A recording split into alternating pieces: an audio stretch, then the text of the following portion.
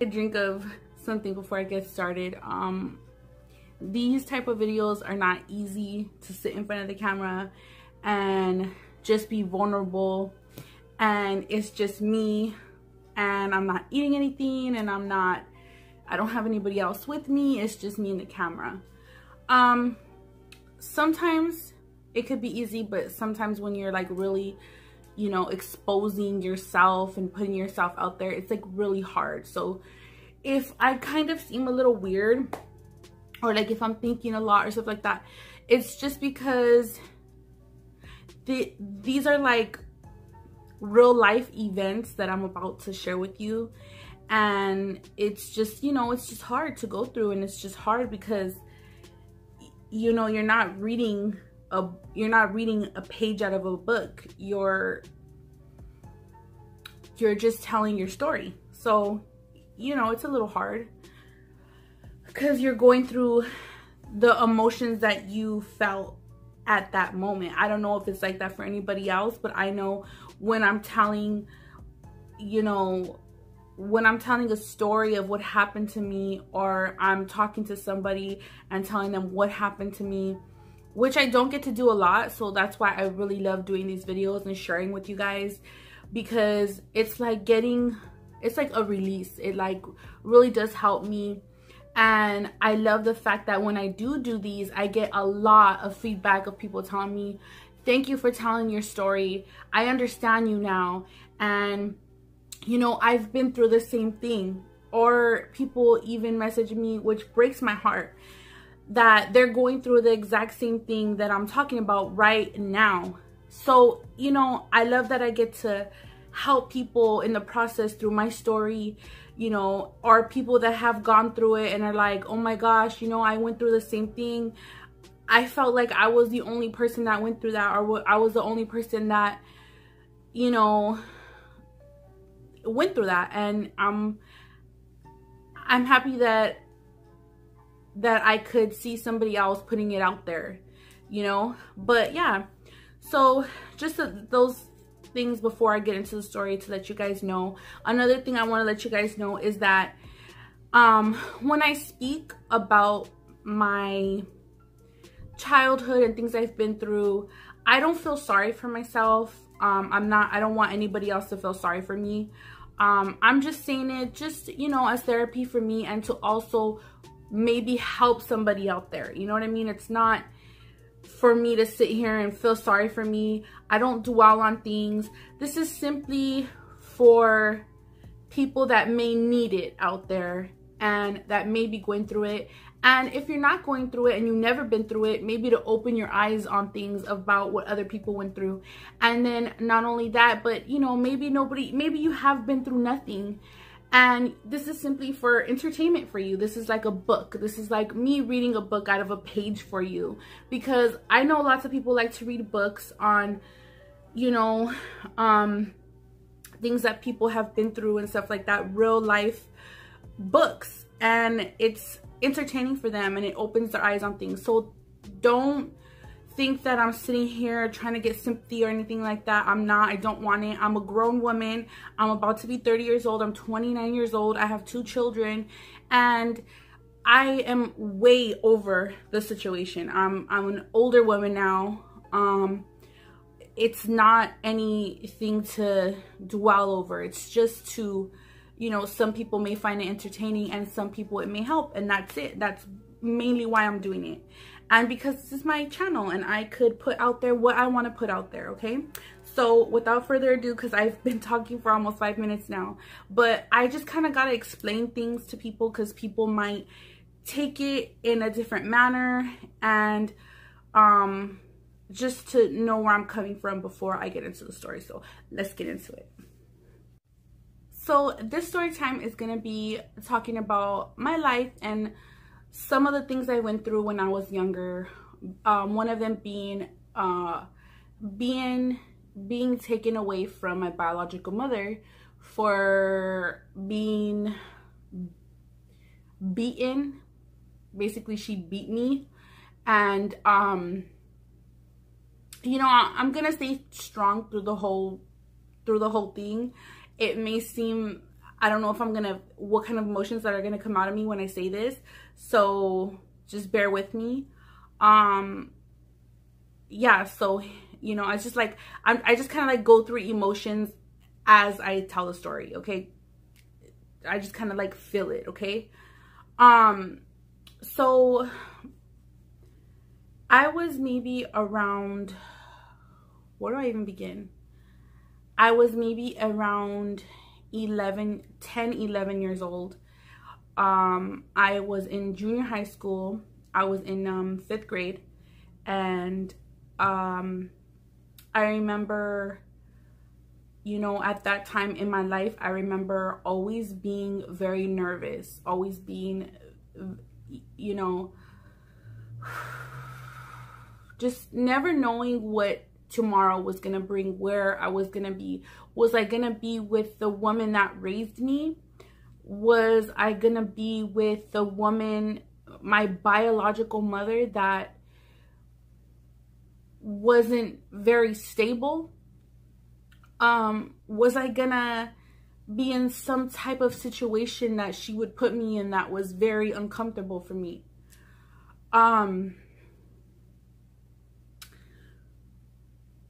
I'm going back there. Like, I'm just going back there, you know? I just remember being very nervous. And the only reason why it still hurts me is because I was around my daughter's age. And I would never, all I want is for my daughter to do well in school. And that's what I always tell her. And all I want her to do is be comfortable and not have to worry about life or anything. Like, it's just like, don't worry, mija. Don't worry about life. Don't worry about money. Don't worry about the way you look. You know, just worry about getting through school and being a child.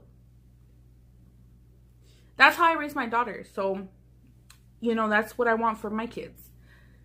But when I was younger, I just remember being very nervous all the time and always thinking about, I just want to do well in school. Like, I just really always wanted to just do well in school.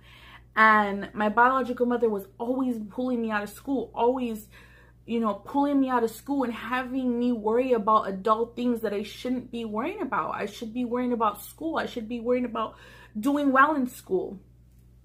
And I really so passionately wanted to, but I couldn't, because it was just constantly, I was just constantly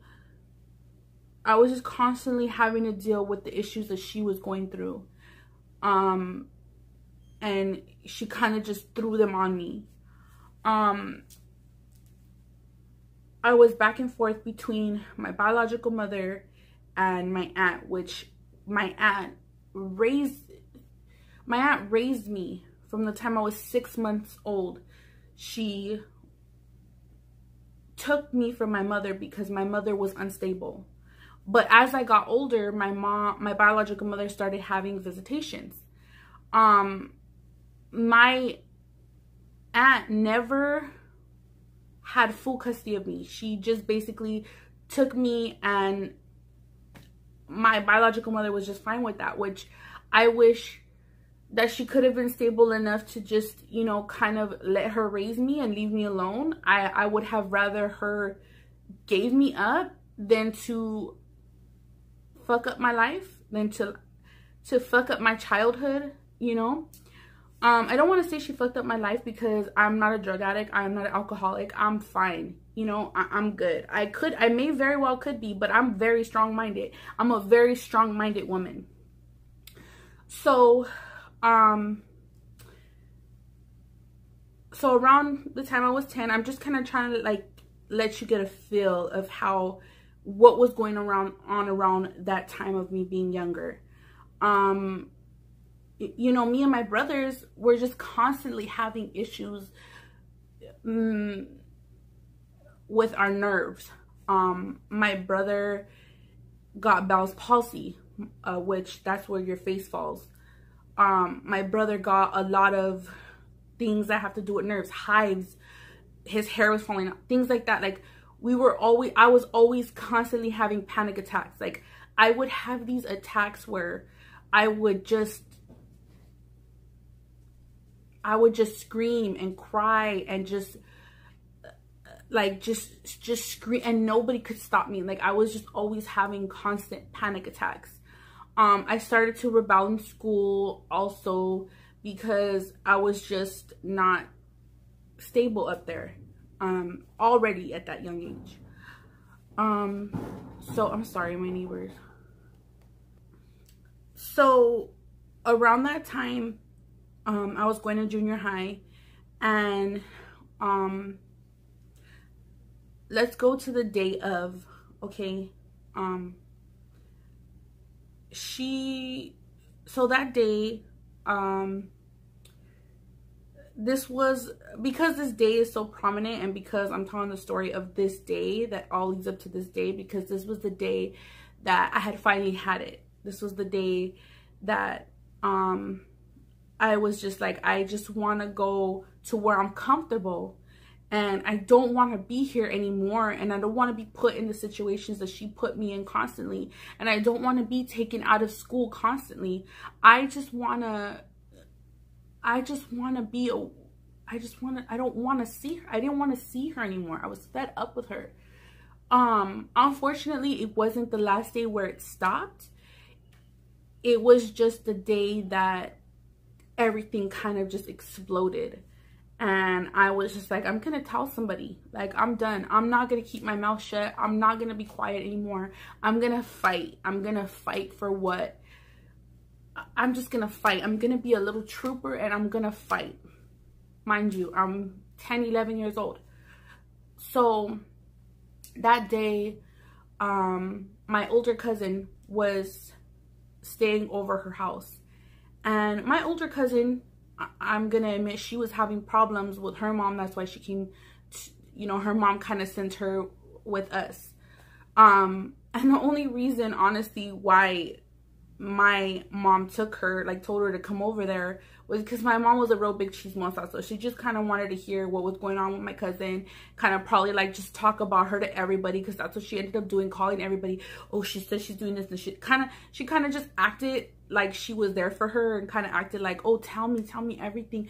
Oh, tell me what's going on with you. And she kind of just like made her feel like, oh, I'm your aunt, stay here with me and I'm gonna help you. But she really just ended up just telling everybody her business and telling everybody what she was going through and stuff like that, because that's what she's not right. She's just not right all up in their head. Like, you ask, why would she do that? Because she's not right.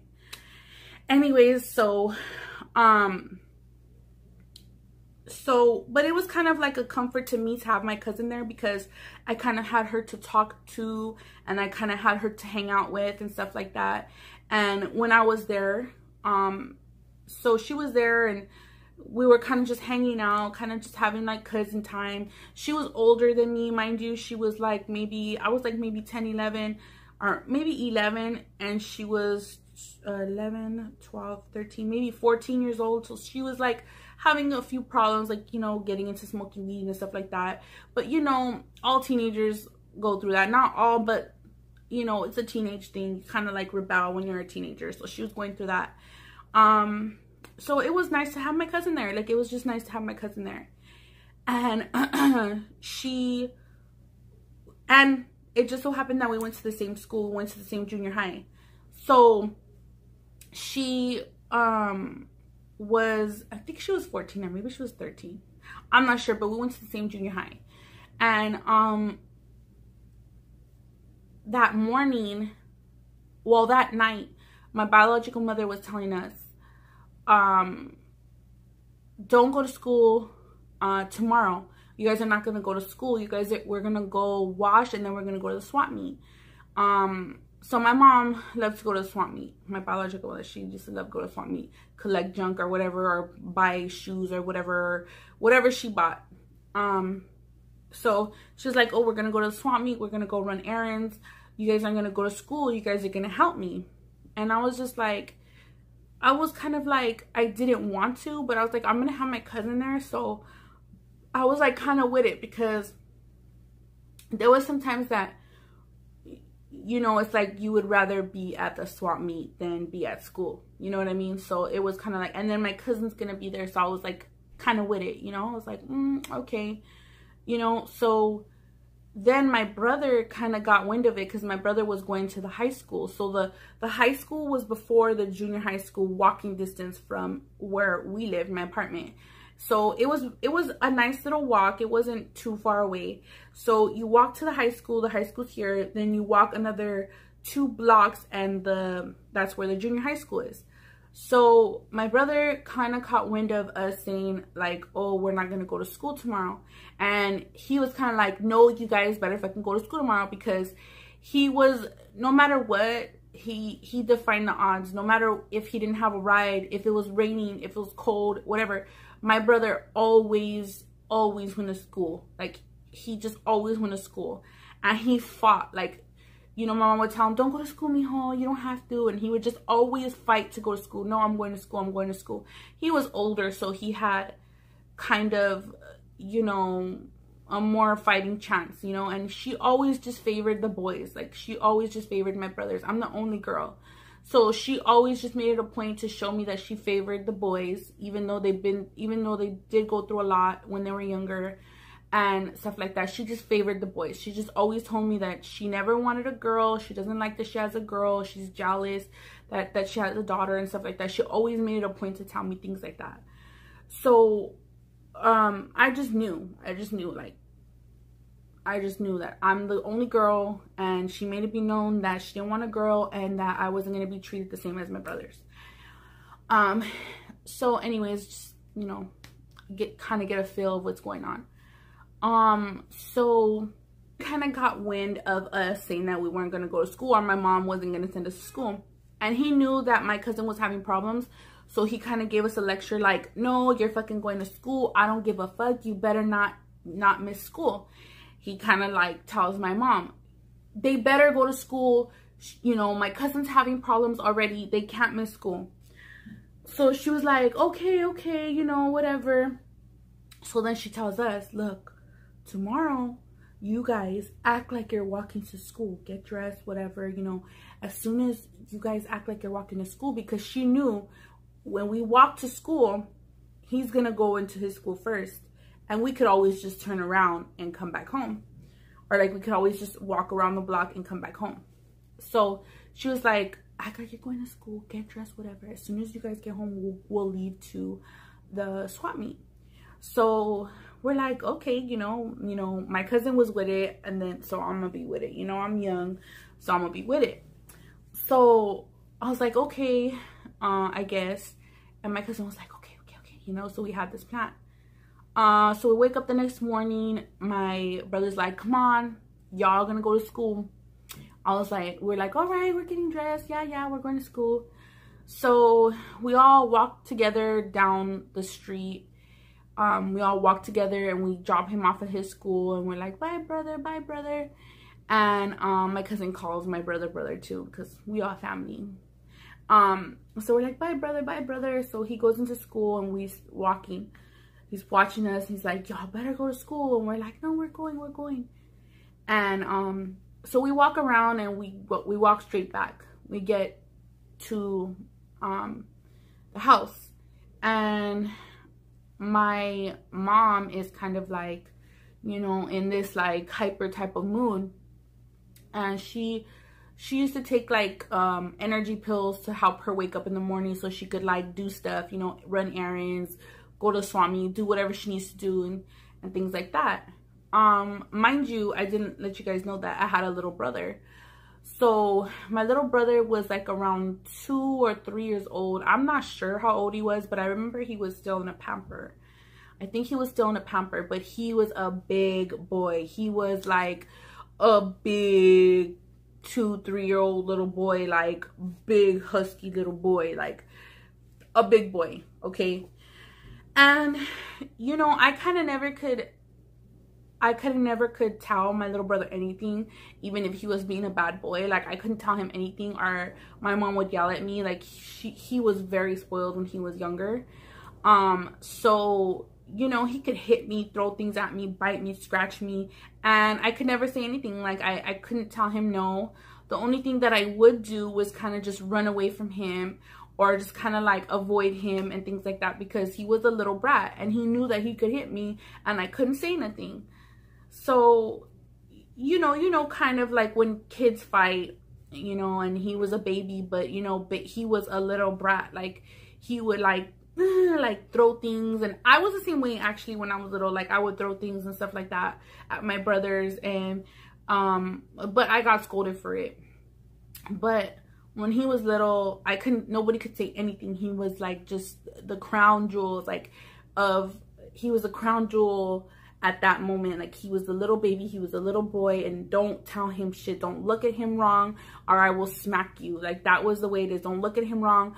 Don't tell him anything. Don't raise your voice at him, or you would get like smacked or your hair pulled or yelled at and made feel like shit. You know, she would make me feel like shit if I said anything.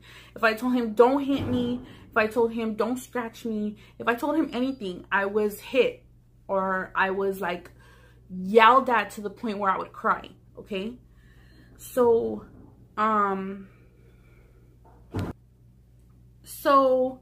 we get back home and my little brother was there. He was running amok in the living room. My mom was running around getting dressed, getting her clothes on, getting her shoes on, getting her makeup on, you know, teasing her hair, whatever she was doing. So she was like, oh, you guys are home. You guys are okay. All right, we're going to leave right now. So we sit down, and I'm sitting down. You know, this is one side of the couch. I was on the other side of the couch. We're watching TV. The TV's right here. So we're watching TV, and my little brother is running amok, throwing stuff, throwing this, throwing that. He proceeds to start to hit me, like throw stuff at me, throw shoes. Like, he starts just acting a little brat. And, you know, my cousin's kind of trying to like calm him down and tell him like, don't hit your sister, don't hit your sister. And my mom's yelling like, don't tell him what to do, don't tell him nothing, like, leave him alone, don't tell him nothing. And then he, you know, we're kind of telling her like, hey, he's running amok, he's making a mess, you know, he's hitting us. And she's just like, just leave him, just leave him. And we're just like, ugh, like we're like, I already felt like, oh my God, I should have just went to school, because it's already just a mess. Like, it's already like a messed up time. I'm getting hit, I'm getting, you know, like he would just like, it wasn't a good time. Like, I already felt like, oh no, the day's gonna go like this. You know, my baby brother's being a brat and I can't do nothing or say nothing about it. So I'm just kind of like sad at this point, and I'm just kind of like, I remember feeling like I just don't want to do this anymore. Like, why can't my mom just be like, why can't my mom just tell my little brother, don't hit me anymore? Like, don't throw things at me, or just, you know, be a regular mom and just tell your little brother, don't hit your sister. So, you know, I love my little brother though. Like, regardless if he hit me, whatever, I still loved my little brother. I took care of him. I cherished him. I was his little mommy. Like, I changed his pampers. I just cherished him. So I never really yelled at him. I never really was like, I never really got angry towards him. I only got bothered, you know, bothered by the fact that I was getting hit and it hurt, and I was getting things thrown at me by him or scratched, you know, and I would just kind of like be like, stop, like, just stop scratching me, like, I love you, you know. So it was kind of like that. So, you know, now my two girls fight, and my younger one, they fight, and they'll get in arguments and stuff like that. But I've always made it a point, you don't hit your sister. You don't put your hands on your sister, regardless of anything. You don't do it. You don't do it. And that's for the both of them. But, you know, my childhood, no, it wasn't like that. So, after a while of just like him hitting me and stuff like that, he brings out this huge water gun, like one of those big Nerf guns, and he's small, so he's holding it, he's swinging it around, and he hits me with it. And then he's like, he puts it up, like he puts up the whole thing, and he's like holding it like he's gonna just throw this big old Nerf gun at me. And I'm just like, no, I ain't about to get hit by that big old heavy Nerf gun. So there was a blanket near me, and I just kind of like threw the blanket over him, and I just got up and like kind of ran away so that when he takes the blanket off, because he's gonna take the blanket off, I'll just be out of the way, you know. So I kind of just like move away, and then he starts crying hysterically, and I'm so nervous at this point because every time he would cry, like even if he was in my presence, like if he would fall and hurt himself, it was my fault, and that would be a reason for, you know, her to yell at me or scold me or make me do something or whatever, and it was just my fault. So I was nervous, like, oh my God, like why is he crying, you know? So she's like, what did you do to him? She comes out yelling, what did you do to him? And I'm like, oh my God, I'm nervous. I'm like, I didn't do anything. I didn't do anything. So I'm just kind of like trying to plead with her and tell her like, hey, you know what? Like he was gonna hit me and things like that. And I was trying to explain to her, and she was just not having it.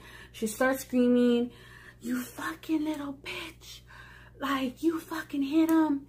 And my cousin's like trying to tell her like, no, she didn't. And my cousin's like was nervous. Like she was nervous for the whole situation. Like she was kind of like trying to tell my mom, but my mom was yelling, and my cousin was like a little bit more like monotone. Like she was like, no, I could hear my cousin saying like, no, like he was hitting her. You fucking hit him, you fucking bitch. And she's like yelling, but she's in the hallway. She's yelling, but she's in the hallway. And I'm trying to tell her like, I didn't hit him. And I just got frustrated. And I yelled at her like, I didn't do anything. I didn't fucking hit him. And she lunges at me. And I think first she throws the phone. And she throws the phone at me, and it hits me. And then she comes at me. When she threw the phone at me, I think I don't remember really what happened after, like in between that, but I know there was a little in between. And then that's when I remember, I think I said like, leave me alone. I think I was yelling like, leave me alone, screaming, and she tells me to stop screaming. And then that's when she lunges at me. She jumps on top of me, and I just remember like she slaps me. She's like starts pulling my hair. She's basically beating me up, okay? She's basically beating me up. And and I'm just kind of like trying to fight back, but she's on top of me. I mean, I'm 10 years old. I never had a fight, you know, especially with a grown woman. So, you know, if it was now, obviously I beat that ass. But I was a little girl, like a grown woman, you know what I mean? But she was on top of me, holding me down. I just remember thinking in my head, like, I'm done. Like, I'm done with this. I don't want to do this anymore. So, I just remember like kind of trying to fight back. And then I remember like I wanted her to get off me, so I started like pinching. I thought I was pinching her, so I was like trying to pinch her, but really, come to find out, it was my cousin. I was pinching my cousin because my cousin was trying to get her off of me. And she's like, after the fact, she's like, you were pinching me, and I'm like, oh my God, I'm so sorry. I thought I was pinching her. But you know, after, when she gets off of me, I think my cousin like pulls her off of me, or like kind of like pulls her, and I kind of like push, because I could feel her getting lighter. And I seen my cousin, when I opened my eyes, I see my cousin like pulling her, so I kind of like push her off of me. When I push her off of me, I just run outside and I just go to the neighbors. One of the neighbors that kind of knew what was going on, because I kind of had shared with her, you know, hey, you know, this is how I live my life. Like, my mother is constantly, you know, making me feel like shit, basically, you know. And but, you know, it's still like, you know, I know that there's people out there that have been through worse, but this is my story, you know what I mean? So I was just like, you know, it was just like, basically, I just always felt like shit, and I was just always nervous about what was gonna happen. And so, and I just know that I would never do that to my kids. I would never, ever do that to my children and never make them feel like that. So anyways, I run to the neighbors and I'm bleeding. I'm bleeding from, she tore my earrings out. I was bleeding from my nose, from my ears. Where else was I bleeding? I don't know, but I had blood. And I was kind of like tore up, you know, like I just got in a fight. And I ran to her house and she was like, you can't, she was just telling me like, you can't go through this no more. You need to tell somebody. Like, and I was just like, just call my aunt, just tell her to come and pick me up. Can you call her? And then my cousin comes and she's like, call my auntie, which is another one of my aunts. Call her, tell her to pick us up.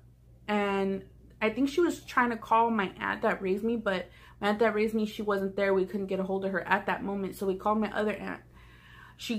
My cousin tells my aunt like what happened, you know, so and you know, your sister, she did this to her, like she hit her, she was beating her up, blah blah blah.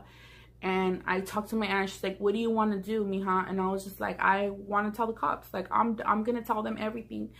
I don't want to live my life like this anymore. Like, I really just want to like be a kid and be comfortable, you know. And she's like, okay, if that's what you want to do, I'll pick you up right now. We'll go to the police station. So she picks me up, or yeah, she picks me up and we go to the police station. And she basically, I'm bleeding, so the cops could see that I'm bleeding, and the cops could see like I have no shoes on. I think I only had one sock on. How embarrassing. I don't know why I kept my one sock on, but I had one sock on. I was beat up, and I told them everything. I told them like, look, she always does this. She's always hitting me. Like, I just want to be with my aunt. Like, at the time, I just wanted to be with the person that raised me. But as soon as my mom, my biological mother, caught wind of what was going to happen, because she was already a pro. She had already gotten my brothers taken away from her several times before. So she knew like what they were going to do. And she went to the police station and she was like, I don't want her to further make me feel like shit and to further torture me. She made sure they didn't put me in my aunt's custody. The woman that I wanted to be with, the woman that raised me from 6 months old, she made sure that they didn't give me to her, just to torture me further. Just to torture me further. So, I went home with my aunt. And she lived with my grandma. So eventually my grandma got custody of me. Well, not custody, but you know, they gave me to my grandma. So, you know, I knew that side. I wasn't at that time so close to that side, but I knew of my cousins. I spent a lot of time with them when I was younger. When my biological mother did have me, when I was like really younger, like when she would have me like for a few days, when she would go out, she would leave me with my grandma and my cousins. So, you know, I knew them then. I wasn't like totally familiar with like with my grandma and all them. My grandma spoke nothing but Spanish, so I had to like kind of like fit in with them and them speaking Spanish back and forth and stuff like that, because I didn't know Spanish, and kind of like the ways of how everything worked there.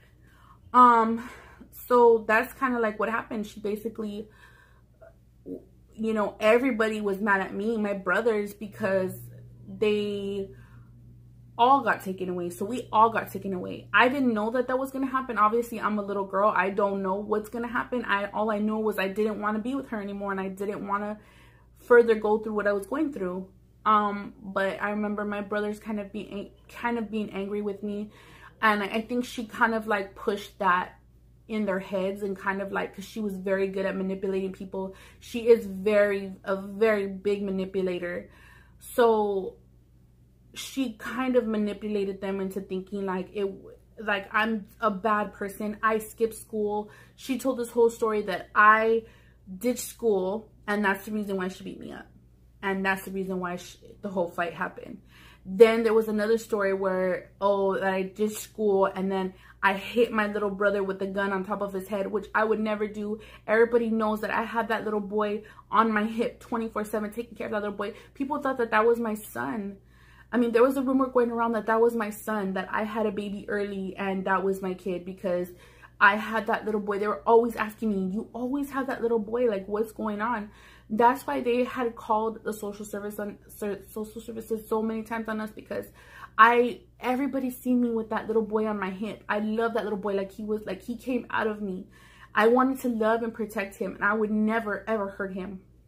So for her, people were saying that I hit my little brother, like, and that's why she beat me up, is nonsense, is crazy. And I still feel fucked up to this day that my little brother actually thought that that's what happened, and I had to tell him, like maybe last year, I had to tell him what really happened. Out of my heart, out of my soul, I would never hurt my little brother. But I'm gonna leave it here for now. If you guys want to know more, hear more, I'm pretty sure you are, give this video a thumbs up. I usually don't ask for thumbs up, but right now they're doing this thing that if you get a lot of thumbs down, they kind of like demonetize your video. So if you guys really want to see more of this, thumbs it up. If you like me, if you like this channel, I love you guys. Definitely gonna be a part 2. I love you guys. Stay chunky, because chunky is beautiful.